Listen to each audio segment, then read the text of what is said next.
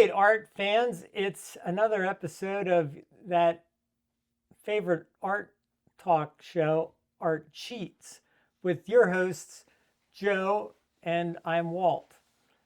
And Joe, what are we going to talk about today? Well, today, Walt, I was thinking about a big topic: What? beauty. Oh my God, beauty. Beauty, this has been argued by philosophers and, aestheticians and critical theorists for hundreds and even thousands of Thousands, probably years. thousands of years, yes. Thousands of years. But at Art Sheets, we've got to give people some practical advice. Yes, we do. Otherwise, they're just going to be lost in a swamp of critical theory and, conflicting philosophical arguments about the nature of existence, beauty, and the mind itself, even Yeah. perception, individual perception, and but let's jump right in. Jump right.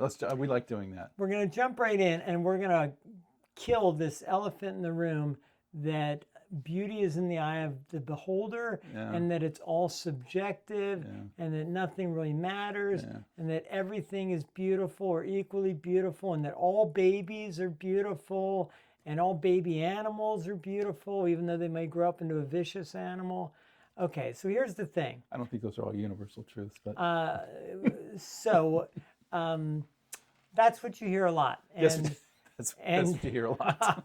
and but what we believe here at Art Sheets is there are some things that are more beautiful and some things that are less beautiful, and that's a combination of skill. It might make a difference of the culture that you're in. It might Right. make a difference of the practice that you engage in, but it's not all a completely level playing field. Some things are more beautiful, some things are less, and let's help you get your things more beautiful. Well, I think an important distinction to be made is the difference between beauty and pretty. So, I think because beauty that's a pretty heavy term. You know It's what a I heavy mean? term. I mean, and you hear it thrown around a lot. I mean, like it could be a horrific situation. So you go, well, that was beautiful. But I think when I think of the thing we're trying to get, it's like, okay, I'm making a pretty piece of artwork. So Yeah. pretty sounds to me like you're saying it is, reasonably effectively attractive to the Right. viewer. Well, not super, but yes, attractive to the Attracted viewer. to Right. and yet it doesn't have to, ascend to this Olympian level of some kind of, eternal beauty. Right, internal beauty, or yeah, exactly. So a more developed sense of beauty, right? And so for instance, it's like, oh, here's you know, so like someone sees an attractive person on the street, and they're going to go, wow, she's pretty, or he's good looking, and nothing about them. There's no story, there's no narrative. It's just the fact that they're pretty, and so it's easily accessible, easy to appreciate, right? But then after that, there's not much to think about, right? No, Other no. than, they're pretty. So you're arguing a certain level of, superficial regularity, acceptability. Right. The person, if it's a person, they don't have, you know, a missing limb or They have a symmetrical face, yeah. right? That their hair is nice, all this sort of stuff. And it's just like in an artwork or a painting. It's like, oh, okay, here's a beautiful rendition of roses, right? Yeah, it's a attractive representation Right. of the thing. Right. And you go, it's like, that's pretty, Yeah. right? Now you may go, that person knows how to paint, the little things in it, but it's like, okay, it's pretty. Well, just Right. to encapsulate the history, okay, we go all Right. the way back. The Greeks thought that beauty was all about mathematics, really, and geometry and Right. symmetry Right. and the golden mean and Right. they thought it was very measurable, it was a Right. very measurable concept. And then as we roll forward through history, then beauty became a religious term where it was divine, where if something looked good enough, it was an indication that it had, the hand of God or the divine or some kind of, higher level spirit in it. And then you get closer to the modern age, 19th century, 20th century, people start arguing about it, and they're like, well, maybe beauty is just a response from the viewer. Mm-hmm. Or maybe it does exist out in a state of an objective state where you basically have to encounter it. So there have been evolving ideas of beauty. Sure. It is a culture. It's always, and even back to your pretty thing, it's a cultural construction about whether we think something is pretty or more than pretty or beautiful or ugly or average. I mean, we do have, it's like we scale these things. Well, I think it's embedded in us in the sense of when if someone's pretty, it's like, oh, they're wholesome, they're healthy, right?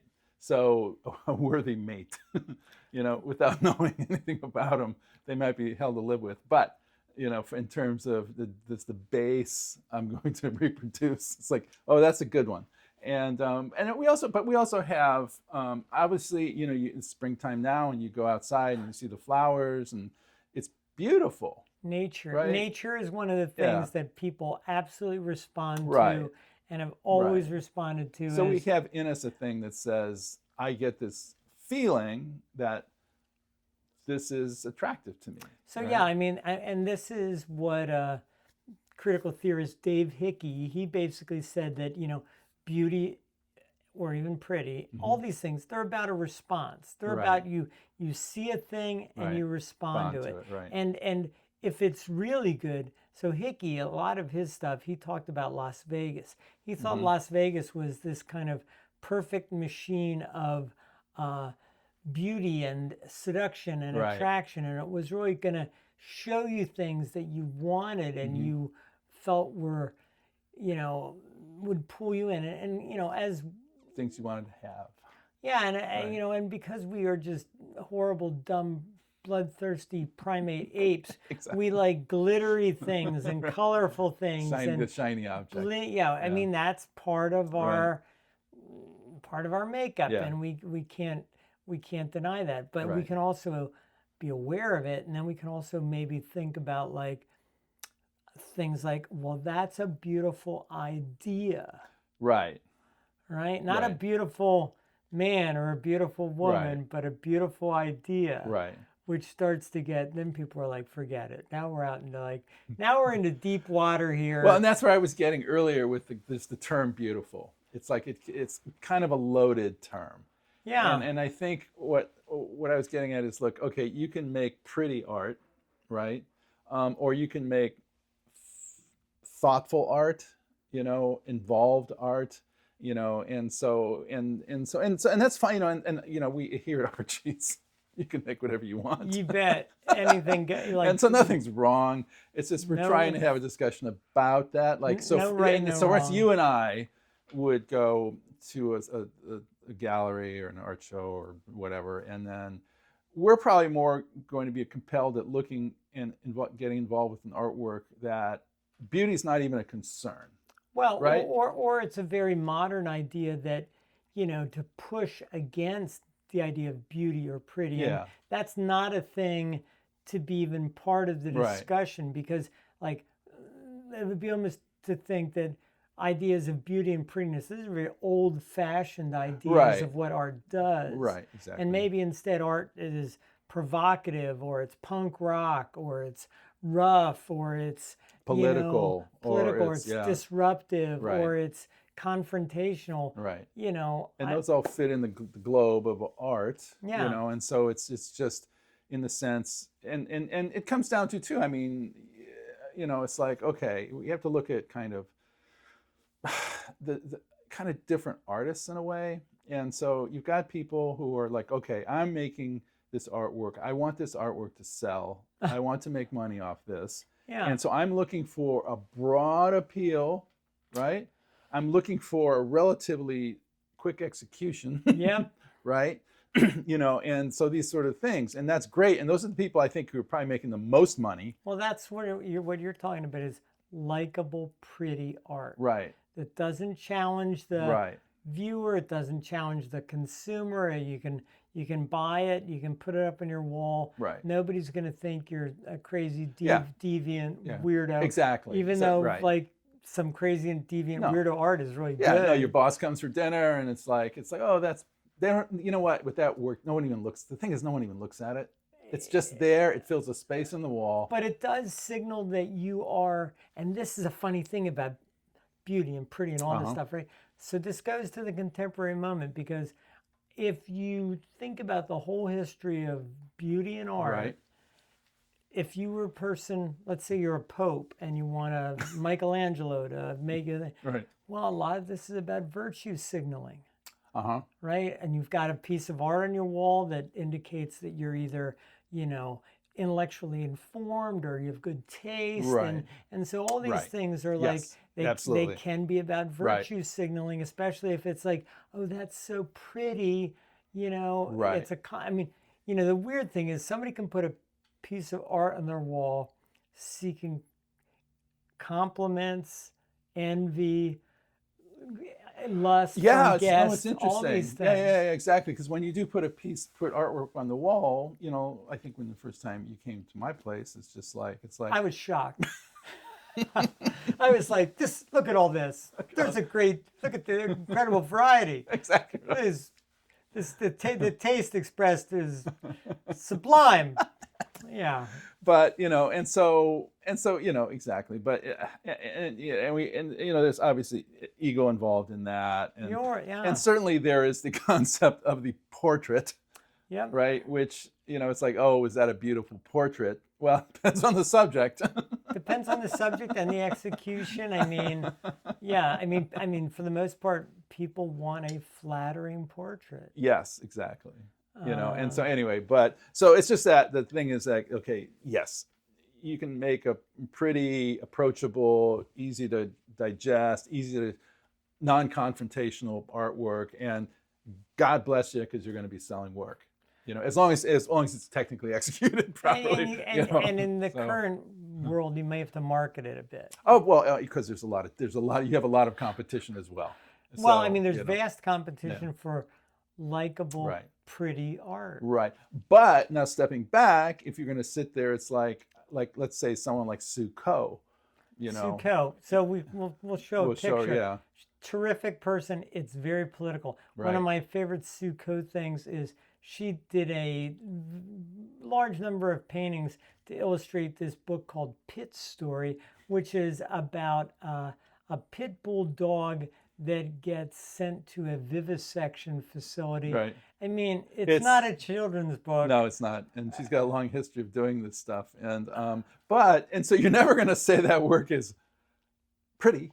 It's not pretty. But you may call it beautiful, but that's why I'm saying beautiful is such a kind of a weird term. It's kind of significant or political or important. Right, important, right, and it's quite highly graphic. And then there's people like Helen Frankenthaler, who a serious abstract expressionist artist. Yep.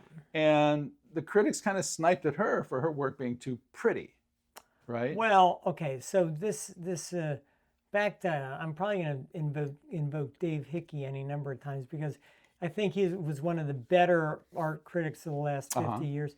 And, he thought that a lot of this idea of what was pretty or what was beautiful, it was an institutionalized value by the museums and the art galleries. Absolutely. So there is a kind of a, I'll call it the art mafia who decide what is pretty or attractive or saleable or what they want to push out as being collectible.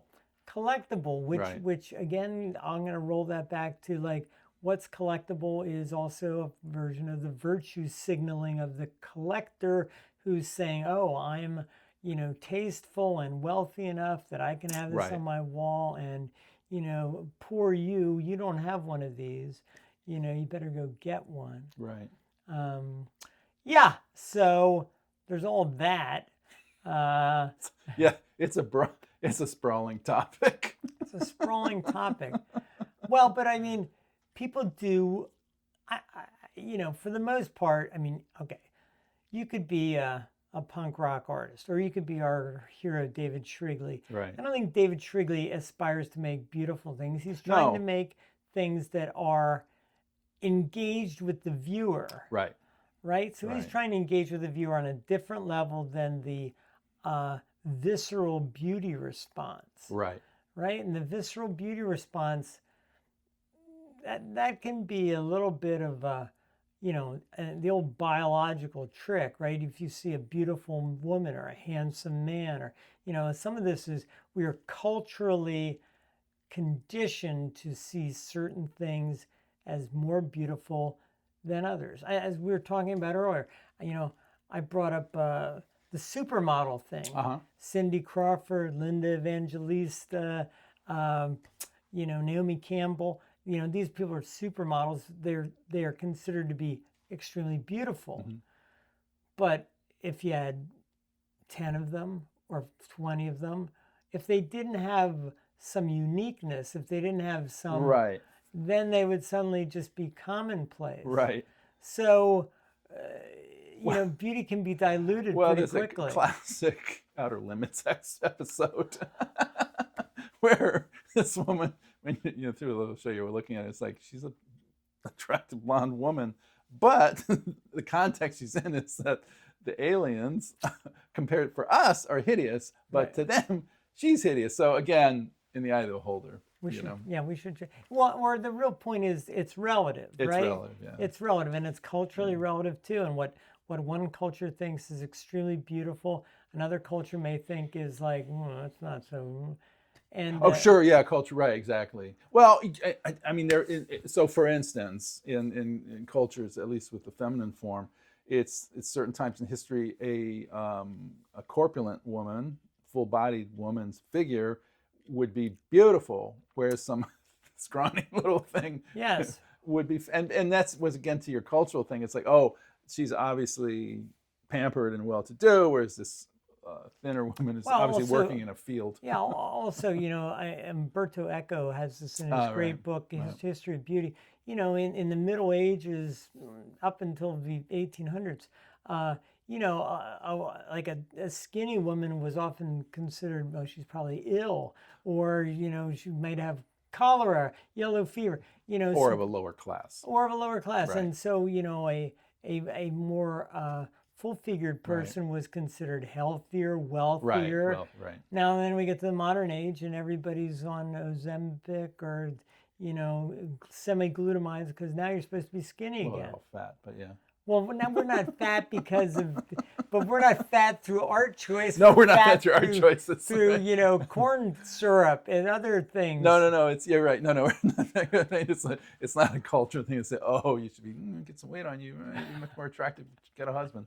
No, although we will be like the anti-body shaming. We will be completely attacked in the comments for our talking about. But you know what? Yeah. As men over 60, we have the grace of being near death, and we are not going to have to suffer any commentary too long. We'll just live with it. So let's get to it. Like if somebody wants to use the Art Sheets approach and make something. We have an approach. We have, I think, a multiplicity of approaches.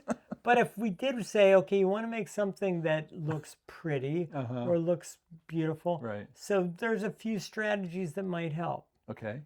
First one is simplicity. Always simplicity. Yeah. The shakers, design shaker people, religion, their theory was that you shouldn't make anything at all unless you need it and it's useful. Oh, sure. But if you need it and it's useful, you should also make it beautiful.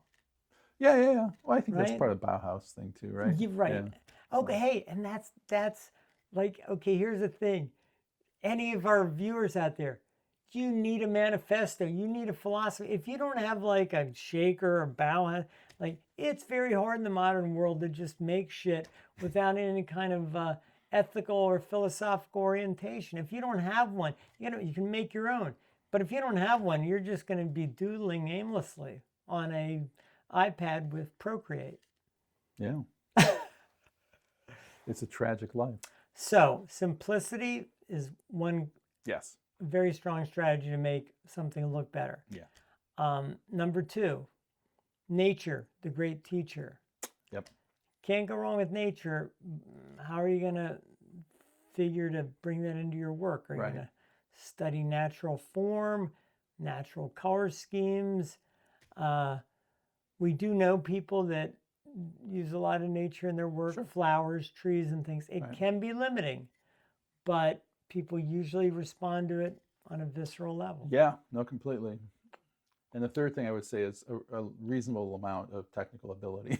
Yeah, we were talking about this earlier. Like, can you have really low skills and yet make something beautiful? You can, I mean, It's more like an accident, though. Well, there was I just saw this thing today about, it's like, oh, the big scam in art, and it went on about people like Warhol and Jeff Koons. It's like, they don't know how to paint, which is, I think, a little unfair. But there is, there's also the world of ideas. Absolutely. Right. So.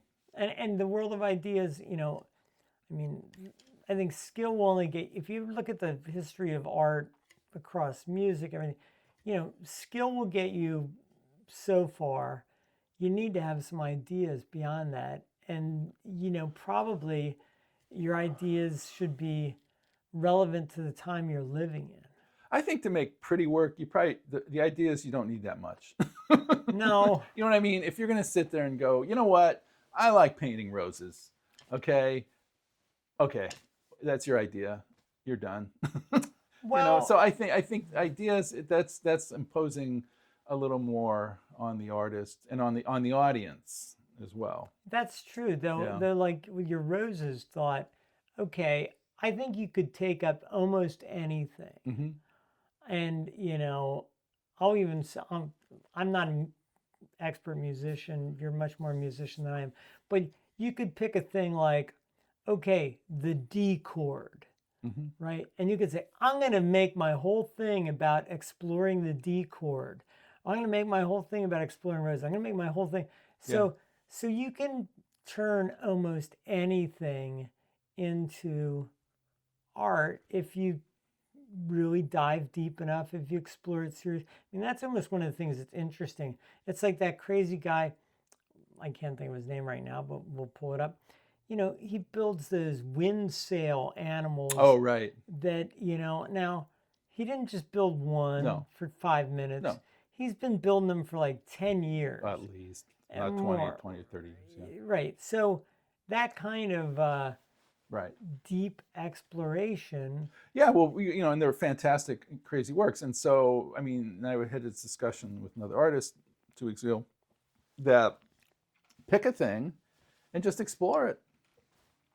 Till you just, it's like, just look at every angle of it, look in it, make it do different things with it, just explore a thing, because it does give you a framework for it gets rid of a lot of stuff. It simplifies your process, right? You're going down. Yeah, so it's like, oh, today I'm going to paint a monkey, and tomorrow I'm going to paint a toucan, and then I'm going to paint a garbage can. It's like, okay, no, just pick a bird, right? Just paint the bird, and then you can explore color and form and all this stuff within that situation, and style, and things like that, and you'll probably be on a much quicker path to determine your own style, your own colors that you like and all that sort of stuff, because you've gotten rid of a bunch of stuff. The thing is, I think we are living in a time that is kind of antithetical to that process, right? Because rather than people wanting to do a deep dive and do that kind of, deep work into a thing, you want, I'm going to post it on Instagram and I get 5 likes. Exactly. So you need to do something new every day. Yeah. Exactly. Which, it's okay. I mean, fine. Some artists post their process, but they just go and steal other people's stuff, and it's like, that's what they're going to post today. It's fucking, YouTube is full of damn people posting things that aren't their own deep thoughts. Yeah, exactly. Well, anyway, so but yeah. So it's like what you said, simplify. Keep at it.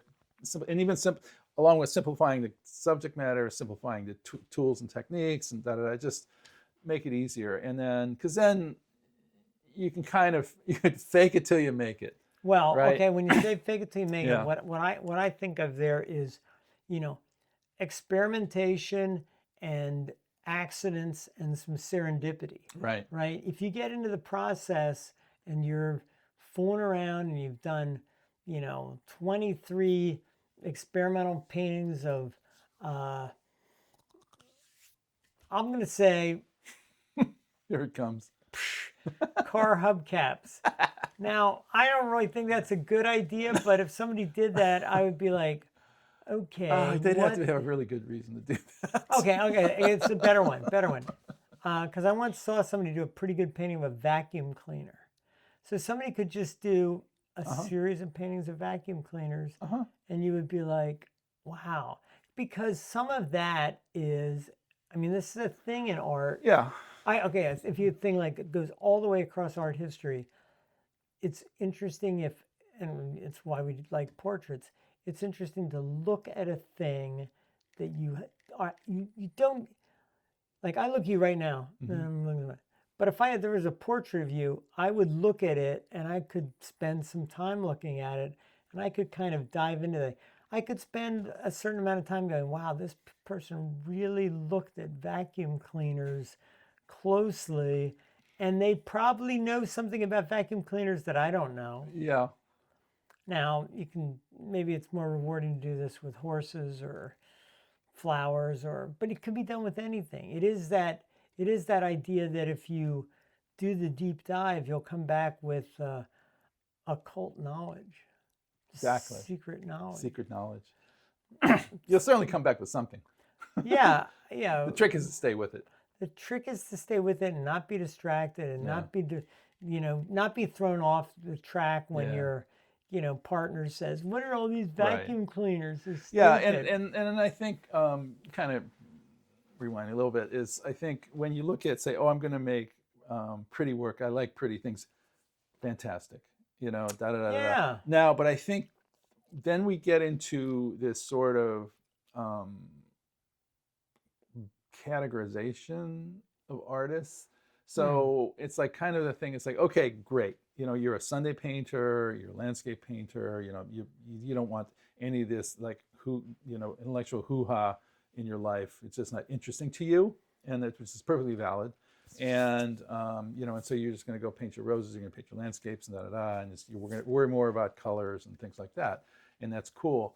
And then I would say, because I think we talk about this, and it's like it's kind of hard without identifying who we're talking to. And so, but then there's also what I would call the gallery artist. Okay, so this is more, it's like, hey, I want my work to get into a gallery, and then there's different kinds of galleries. But I think you're talking about like a good gallery. Like more of a good gallery. Not a casual corner gallery, but someone that's considered like part of the art world. That's right. Yeah. An art world type curator. Or even I would say even locally in your local locality, there's going to be galleries that are more serious. I don't want to say serious. No, but serious is the word. Okay, so more serious. Because some people, there is, there is this level of art that's almost called consumer art. Right. Where it's just like, this is art that's made because people are going to kind of enjoy it. And then there's other art that's, and there's other art that's, like a lot of the art you see in a museum, not all of it, but a good part of it is there because it's art that is in a conversation with art history, and it's art about art, or it's art about, and the people the reason it's hanging there in the museum is because it's part of a significant history and conversation about art. It's not just Joe and I are in Northern California. We're in Sonoma County, which is a very popular wine area. If I did a painting of a wine bottle sitting on a table, people would understand, oh, it's wine art. This is never going to go in a museum. No, or it shouldn't. Exactly. It shouldn't. Because it's... well, and museums even another level higher, right? Yeah, so, though we can admit that the whole art museum world is, I mean, okay, somebody's going to say the whole art museum world is controlled by like wealth and power and, rich people, either old rich white men or old rich white women or some old Yeah. rich person. So that may compromise it, even though Yeah. there's a lot of pushback against that Yeah. because the art world's very diverse Yeah, and now. a friend of mine, Patrick Emio, is a local sculptor, very, very popular. And he makes these junk sculptures. They're very popular locally. Great guy. He's a very good artist, and they sell like crazy. But the kind of interesting thing with Patrick is that, and he's designed those as kind of a product, right? Yes. Because a few years back he went to New York, or like he went to Art Basel or something like that, and he came back, or I think it was New York, and he came back, and we were talking. He goes, "I want to make serious art now," and I'm like, "Okay, you sure? You're doing pretty good." And he's done, and I've seen pieces, that he's done that I would say it's like a more gallery thing. Well, he's been in galleries too, but I've seen pieces that are more along those lines, and I'm always like, man, that's cool. And I remember one time, we were talking, and I looked at a piece he did. I go, "Yeah, that's a really cool one." And he goes, "Yeah." He goes, "Yeah, you like it because you understand." But he goes, "It'll never sell." Well, Yeah. that's an Right. absolutely like realistic appraisal for many artists. I mean, Mm-hmm. there is art that is, you know, consumable, and there is art that is more art world cerebral, Mm-hmm. experimental, Right. confrontational, and so Patrick's work, you totally get that. Like he does these kind of fun, very creative, cool sculptures, Right. but they are not abstract metal No. works, No. right? Right. And Exactly. and if and probably some museum would want some like abstract glob of metal that was far more abstract than his Right. ideas, right? Right. And so he's not the only artist that we know that makes work that sells. But I have heard this frustration from literally hundreds and hundreds of artists where Mm-hmm. they say, "Oh, how do I go from being a You're right. pretty painter Right. to a beautiful painter?" Mm-hmm. Right? Or how do I Try to make the next level up. how do Right. you how do you level up? How do you go to the next thing? And it can be extremely difficult if you're making money selling pretty work Right. because Right. you're making money selling the pretty stuff and you make the beautiful weird arty thing Right. and people are baffled by it. They're like, "Oh, I don't know what that is. That's I guess and the artist thinks, Right. well, maybe I've taken the next step forward and I'm a genius like Picasso now, or maybe this is a total waste of time. Right. And then they go back to painting wine bottles. Yeah. Yeah. Yeah. Well, there's also the compromise. You can make something that's pretty, that has that stuff in it. You know what I mean? Yeah. Kind of like with my dioramas, the lighting and stuff. It's all really pretty, right? It's funny though, because I've looked at the art world and I think Uh-huh. there are these echelons of, work and collectors, right? There's like the art that's $500. Right. Then the art that's $5,000. Then the art that's Right. 50,000. Exactly. And then Right. 500,000. Thousand. And Exactly. these are very different types of Pockets. Yeah. things. Right. And if you're a person that's making the $500 Right. stuff, for you to jump to the 50,000, you can't Oh do the same yeah. You stuff. can't. You're gonna Yeah. have to And you and probably have gotten to having to have gotten there a different path. and Yeah. if you and it's equally tough because if you're one of the artists that's I have a friend that does very expensive portraits, Mm-hmm. 50 to 100,000. Right. Well, occasionally he'd probably like to sell something for $1,000 or $500 Right. to, pay the rent. But instead he's Right. got to find these giant Commissions. commissions. Yeah. But you also have a friend who does painting in a day, right? Yeah, right. Right. And so his thing is to sell a painting a day. And that's Harry Stushinov, right? I Uh-huh. mean, those are totally cool. But I mean, so there are many ways to sell. Uh, the thing is like once you get to this very high price point, the stuff is generally considered elevated beyond pretty into Right. something else is happening. Right. It's either conceptual or it's important or it's political or Mhm. it's, Like you said, fits in with art history somehow. yeah. Yeah. Well, the real secret, What's the here it is, the real secret. What's the real secret, real Walt? secret, if you want to do really good stuff, probably going to have a couple of cocktails, maybe some other stuff to like get you out of your normal mind. You probably can't do the really good stuff if you're in your normal mind because we all live in these very repressed, messed up normal minds. So, Yeah. In general. in general. Yeah. So, how do you find something beautiful and extraordinary? Take yourself there, I think you have record to it, look deep. come I back have to look deep down in your soul. with LSD or something maybe. Not everybody has a beautiful inner soul, Joe. That's the Oh, problem. I've met plenty of them.